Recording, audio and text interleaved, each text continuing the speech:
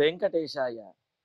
గురుర్బ్రహ్మా గురుర్విష్ణుః గురుర్దేవో మహేశ్వరః గురుః సాక్షాత్ పరం బ్రహ్మ తస్మై శ్రీ గురవే నమః. జటిలం చీరవసనం దండకారణ్యవాసినం మునివేషధరం ధ్యాయేత్ అరణ్యే కాండ ఉత్తమే. శ్రీరామచంద్ర పరబ్రహ్మణే నమః. అథ శ్రీమద్ రామాయణే ఆదికావ్యే అరణ్యకాండే 32 సర్గః. దేవదానవ గంధర్వ పిశాచపతఘోరగైః అభయం యస్య సంగ్రామే మృత్యుతో మానుషాదృతే. శూర్పణఖ లంకానగరానికి వచ్చి రావణాసురుణ్ణి చూచింది. ఆయన పుష్పక విమానంలో సువర్ణ ఖచ్చితమైనటువంటి సింహాసనంలో కూర్చుని తన మంత్రులతోటి పరివృతుడై కొలువు తీరి ఉన్నాడు. అసలు ఆయనను చూస్తుంటేనే శూర్పణఖకు ఆయన చేసినటువంటి ఘనకార్యములు, ఆ రావణాసురుని యొక్క క్రూరత్వము, అతనిలో ఉండేటటువంటి స్త్రీ వ్యామోహము, అలాగే అతడికి ఉన్నటువంటి భక్తి, అంటే పరమేశ్వరుని యందు ఉన్నటువంటి భక్తి, ఆ భక్తిలో కూడా దేనికైనా తెగించేటటువంటి ప్రాణములను అర్పించేంతటి భక్తి, తాను అనుకున్నటువంటి దాన్ని సాధించడం కోసం ఎంతవరకు అయినా వెళ్ళగలిగేంతటి వాడు అనే విషయాన్ని, ఇవన్నీ గుర్తు రావడం వల్ల ప్రయోజనం ఏమిటి? ఇవన్నీ కూడా రావణాసురులో ఉన్నాయి అని చెప్పడంలో ప్రయోజనం ఏమిటి అంటే, రావణాసురులో ఉన్నటువంటి బలములు ఏమిటి, రావణాసురులోని బలహీనతలు ఏమిటి అనేది తెలియజేయటం. బలములు ఎప్పుడూ కూడా మనిషిని వృద్ధిలోకి తీసుకువస్తే, బలహీనతలు ఇతరులకు అవకాశం ఇచ్చి ఇతరుల చేత వీరిని నశింపజేస్తాయి. అలాగే బలహీనతలు ఇతరులకు వీళ్ళు లొంగిపోయే విధంగాను, ఇతరుల మాట వినే విధంగాను చేస్తాయి.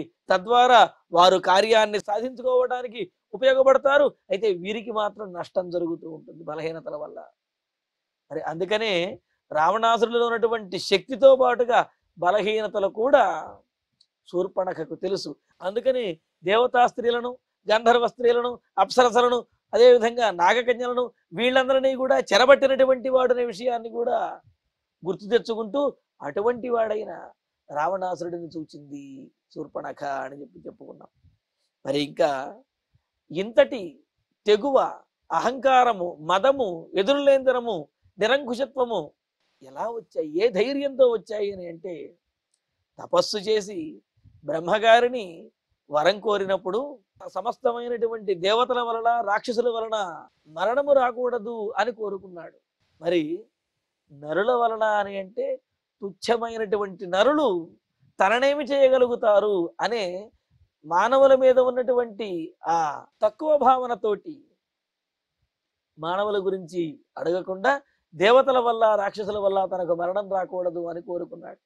అందువల్ల ఏ దేవతలైనా, ఏ రాక్షసులైనా రావణాసురుని ఎవ్వరూ ఏమీ చెయ్యలేరు. అందుకనే అందరి దగ్గర కూడా మరి వారే ఏమీ చేయలేనప్పుడు మానవులు ఇంకేం చేయగలుగుతారు?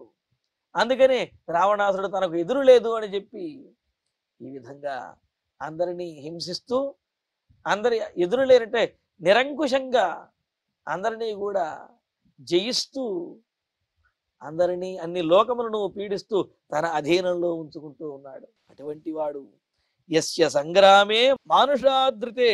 ఎవరైతే, ఏ రావణాసురుడైతే యుద్ధంలో ఒక మనిషి చేతిలో తప్ప దేవ, దానవ, గంధర్వ, పిశాచ పతఘోరగై, దేవతల వల్ల గాని, దానవుల వల్ల గాని, పిశాచముల వల్ల గాని, గంధర్వుల వల్ల గాని, పక్షిజాతుల వల్ల గాని, పాముల వల్ల గాని, ఎవరి వల్ల కూడా ఆయనకు మరణము లేదు అనే వరం అనేది ఉన్నది. అందుకని మృత్యుతః అభయం అస్తి. మృత్యువు యొక్క అభయం అనేది అంటే, మృత్యువు ఏమీ తననేమీ చెయ్యలేదు. సహజంగా ఎవరు దేనికి భయపడకపోయినప్పటికీ మృత్యువుకి భయపడి తీరుతారు. కానీ మృత్యు అంటే కూడా రావణాసుడికి భయం అనేది లేదు. ఎందుకంటే తన దగ్గరికి మృత్యువు వచ్చే ధైర్యం చెయ్యలేదు, మృత్యువు రాలేదు.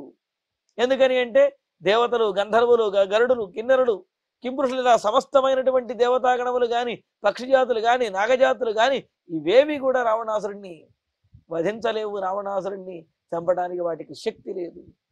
అటువంటి వరాన్ని పొందాడు. కావున రావణాసురుడు ఈ విధంగా రెచ్చిపోతూ ఉన్నాడు అని అంటూ ఇక్కడ రహస్యాన్ని కూడా ఈ శ్లోకంలో మనకు తెలియజేశారు. అంటే మనుషులు తప్ప రావణాసురుణ్ణి వధించగలిగినటువంటి వారు ఇంకెవరూ లేరు. కానీ మనుషులు అసలు వధించేటటువంటి ప్రయత్నము కానీ ఆలోచన కానీ చెయ్యరు. కావున మరణమే లేదు అనేది రావణాసురుని యొక్క ఉద్దేశం. అలాగా మరణమే లేదనే భావనలో ఉన్నటువంటి రావణాసురుడు ఇలా రెచ్చిపోతున్నాడు అని చెబుతూ మంత్రైరభిష్టుతం పుణ్యం అధ్వరేషు ద్విజాతిభిః హవిర్ధానేషు యస్సోమం ఉపహంతి మహాబలః. యహ మహాబలః, ఏ గొప్ప బలం కలిగినటువంటి అంటే గొప్ప బాహుబలం కలిగినటువంటి వాడైన రావణాసురుడు అధ్వరేషు హవిర్ధానేషు, ఇంకా ఆయా యజ్ఞములలో అదేవిధంగా సోమరసాన్ని పిండేటటువంటి ఆ శాలలు అంటే సోమయాగం మొదలైనటువంటి యాగములు చేసేటప్పుడు ఆ సోమరసమును పిండేటటువంటి ఆ యజ్ఞశాలలో ఆ పాత్రలలోనూ కూడా మంత్రై ద్విజాతిభిః అభిష్ఠుతం పుణ్యం. వీరు యజ్ఞయాగాదులు చేసే మహర్షులు బ్రాహ్మణోత్తములందరూ కూడా ఆ సోమరసమును పిండుతూ అనేకమైనటువంటి మంత్రములను చదువుతూ ఉంటారు. అలా మంత్రపూరితంగా దేవతలకు సమర్పించబడినటువంటి హవిర్భాగములను వారికి అందకుండా రావణాసురుడు మధ్యలోనే వాటినన్నిటినీ కూడా గ్రహించేసేవాడు. తద్వారా వీళ్ళు ఏ దేవతను ఉద్దేశించి ఆ యాగములు చేస్తున్నారో ఆ యాగముల యొక్క ఫలితము అంటే ఆ బలము ఆ దేవతలకు కాకుండా ఈ రావణాసురుడు వాటిని హరించేసేవాడు అన్నమాట. తద్వారా దేవతలకు ఆహారమే లేదు, రావణాసురుడి బలమేమో ఈ విధంగా పెరుగుతూ ఉన్నదన్నమాట. ద్విజాతిభి పుణ్యం సోమం ఉపహంతి, పుణ్యప్రదమైనటువంటి దేవతలకు దక్కవలసినటువంటి దేవతలకు బలాన్ని చేకూర్చేటటువంటి ఆ సోమరసాన్ని ఈ రావణుడే వాటిని ఉపహంతి అపహరించేసేవాడు, మధ్యలో దొంగిలించేసేవాడు. తద్వారా దేవతలు వారు ఆ విధంగా ఆహారం లేకుండా ఉండవలసి వచ్చేది. అంతేకాదు ఆప్తయజ్ఞహరం క్రూరం బ్రహ్మఘ్నం దుష్టచారిణం కర్కశం నిరనుక్రోశం ప్రజానామహితే రతం. ఆప్తయజ్ఞహరం, సహజంగా కొంతమందిని చూస్తూ ఉంటాం. ఏదైనా కార్యం చేయవలసి వచ్చినప్పుడు, ఏదైనా పని చేయవలసి వచ్చినప్పుడు ఆ పనిలో వాళ్ళు ఆ కష్టపడేటప్పుడు పాల్గొరు కానీ కష్టపడరు కానీ ఆ కార్యానికి తగినటువంటి ఫలం వచ్చేటప్పటికి చేరి కూర్చుంటారు. కూర్చుని మనందరం కలిసి భలే చేశాం కదా ఈ పని, మనందరి వల్ల ఈ పని అయ్యింది అని చెప్పి.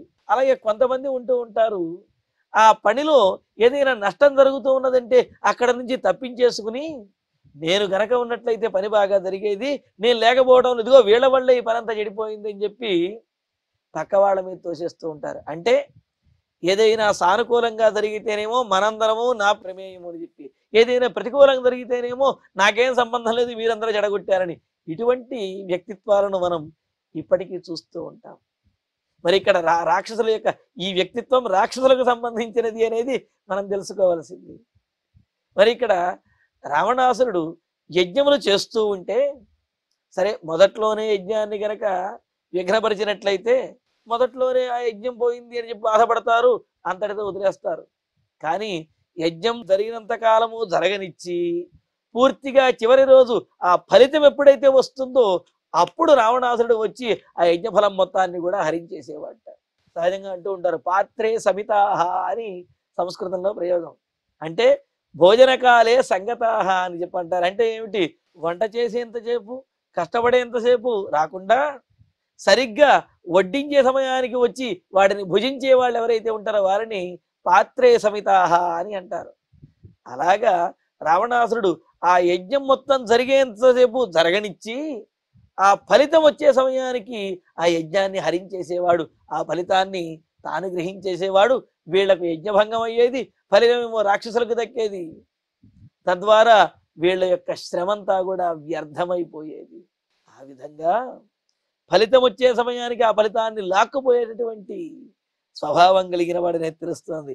అలాగా ఆప్త యజ్ఞహరం, యజ్ఞ సమాప్తి కాలంలో ఆ యజ్ఞములను హరించేవాడు బ్రహ్మఘ్నం.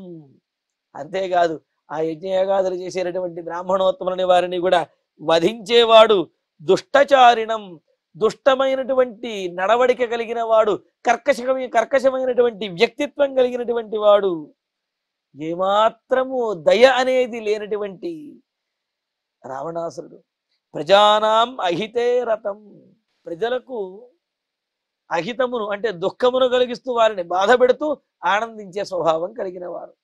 కొంతమంది స్వభావాన్ని చూస్తూ ఉంటాం, ఎదుటివారు లేకపోతే వేరే వారెవరైనా ఆనందిస్తూ ఉంటే సహించలేరు, కానీ వాళ్ళు బాధపడుతుంటే వీళ్ళ కడుపు నిండినట్టుగా ఉంటుందన్నమాట.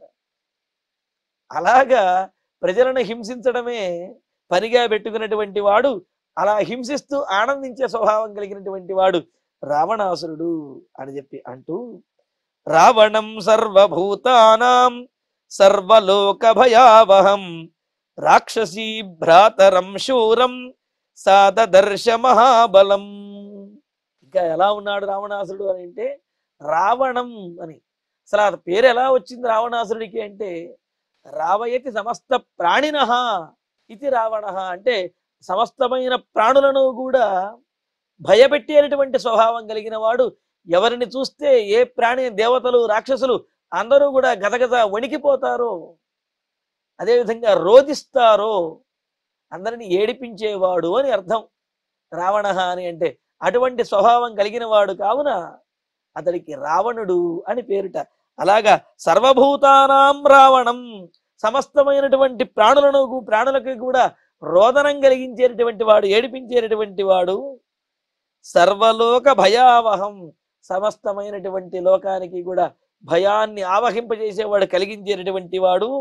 శూరం మహాబలం, మానసికంగా చాలా కఠినమైనటువంటి వాడు, ఎదురు లేకుండా పోరాడేవాడు, గొప్ప బలం కలిగినటువంటి వాడు అయిన భ్రాతరం, తన సోదరుడైనటువంటి రావణాసురుణ్ణి రాక్షసి దదర్శ, ఘోరమైన రాక్షసి అయినటువంటి ఆ శూర్పణఖ లంకానగరానికి వచ్చి రావణాసురుడిని చూసింది.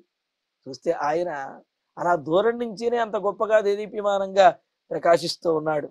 ఇంకా తం దివ్య వస్త్రాభరణం దివ్యమాల్యోపశోభితం ఆసనేతూపవిష్టంచ కాలకాలమివోద్యతం. దివ్య వస్త్రాభరణం, దివ్యమైనటువంటి అంటే దేవతలు ధరించేటటువంటి వస్త్రములను, ఆభరణములను కూడా ధరించినటువంటి వాడు, దేవతల కంటే గొప్ప తేజస్సుతోటి ప్రకాశిస్తున్నటువంటి వాడు. అంతేకాదు దివ్య మాల్యోపశోభితం, దివ్యమైనటువంటి మాలల చేత అలంకరించబడిన వారు. మరి తాను చెరబట్టి తీసుకువచ్చినటువంటి ఆ అప్సరసల చేత పూలు పూయించి, అంటే ఏమిటి, అక్కడ ఆ ఉద్యానవనంలో నీళ్లు పోయించి ఆ వృక్షములన్నీ కూడా పూలు పూసే విధంగా చేసి ఆ పూలను వారి చేతే గట్టించి ఆ మాలను తన మెడలో వేయించుకుంటూ ఆనందించేటటువంటి స్వభావం కలిగిన వాడు. అలాగా దివ్య మాల్యోపశోభితం, దివ్యమైనటువంటి మాలలతోటి శోభిల్లుతున్నటువంటి వాడు. కాలకాలం వివోద్యతం, మృత్యువుకే మృత్యువులాగా, మరణానికే మరణంలాగా ఉన్నటువంటి వాడు. మరి మృత్యువుకే మృత్యువు అంటే సాధారణమైనటువంటి ఇతరులందరికీ మృత్యువు లాంటి వాడు అని చెప్పడంలో విశేషమే ఉన్నది. కావున యముడిలాగా ఉన్నటువంటి వాడు ఆయన రావణాసురుడిని చూచింది. ఇంకా ఆయన యొక్క లక్షణాలు చెబుతూ, రాక్షసేంద్రం మహాభాగం పౌలస్య కుల నందనం. ఇంకెటువంటి వాడు, రాక్షసులందరికీ కూడా పరిపాలకుడిగా ఉన్నాడు. రాక్షసులందరూ రావణాసురుడిని చూసి వారు రెచ్చిపోతూ అధర్మపరమైనటువంటి కార్యాలు, మహర్షులను, సాధువులను కూడా హింసించడం అనే క్రూరమైనటువంటి పనులను కూడా చేస్తూ ఉన్నారు. అలా రాక్షసులకు నాయకుడైనటువంటి వాడు. అంతే కదా, యథా రాజా తథా ప్రజా అని చెప్పన్నట్లుగా రాజు ఎలాగా ఉన్నారో అతని యొక్క అనుయాయులు, అతని పరిపాలనలో ఉన్నటువంటి వారు కూడా అదే విధంగా ఉంటారు. మరి రాక్షసులకు రాజు అయినటువంటి రావణాసుడు ఇంత క్రూరమైనటువంటి స్వభావం కలిగిన వాడు కావుననే రాక్షసులు కూడా క్రూరమైన స్వభావం కలిగిన వారు.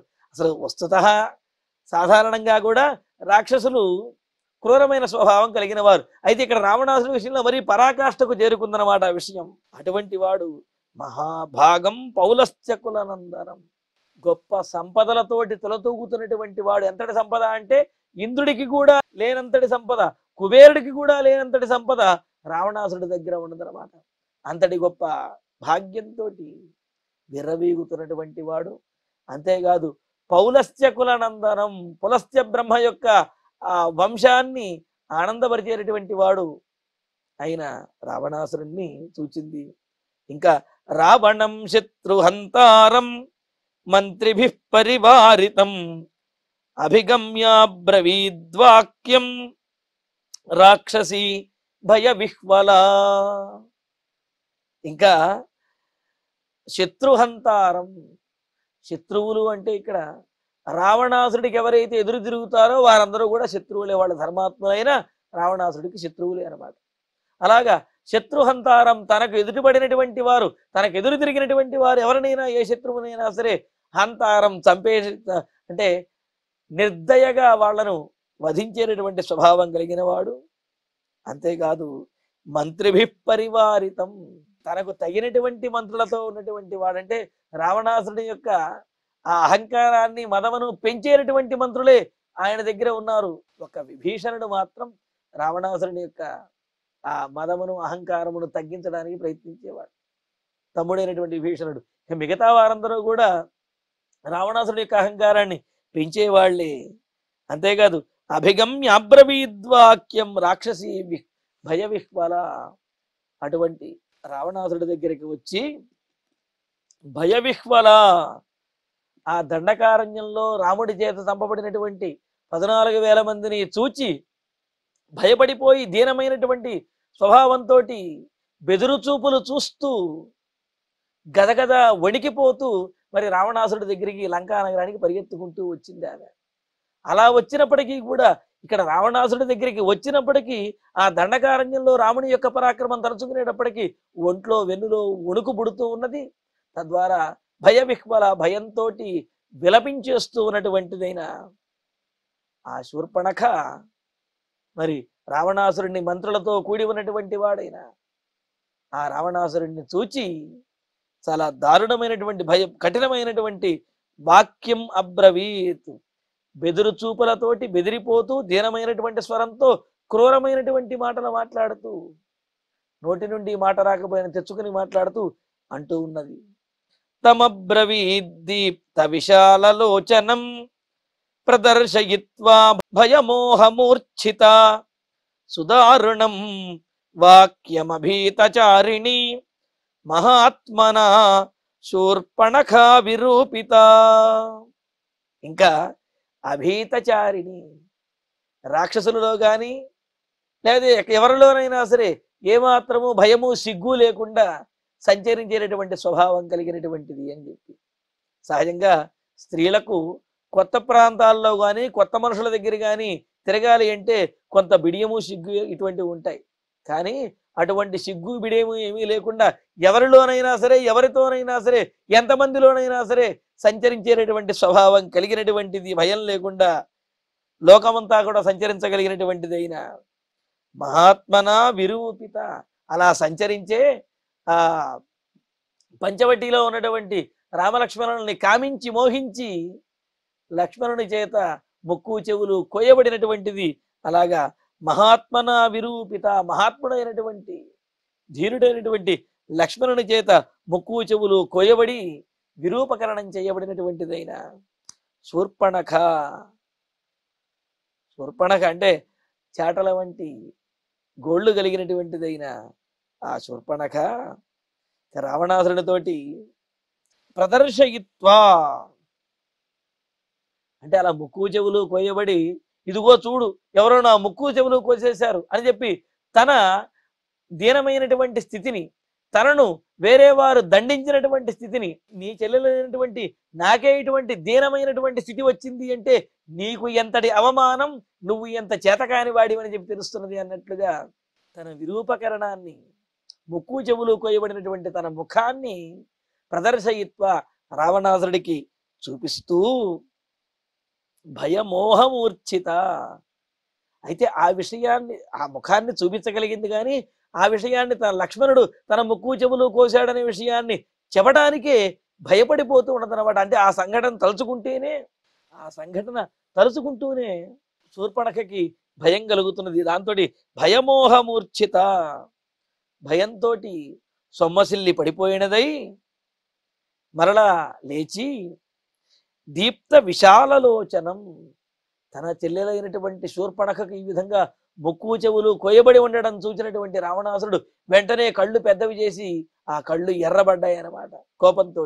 అలా దీప్త విశాలలోచనం, కోపంతో ఎరుబెక్కినటువంటి ప్రకాశిస్తున్నటువంటి కన్నులు కలిగినటువంటి తం సుదారుణం, తం ఆ రావణాసురుడితోటి సుదారుణం, దారుణమైనటువంటి భయంకరమైనటువంటి వాక్యమబ్రవీత్, మాటలను శూర్పణఖ మాట్లాడుతున్నది.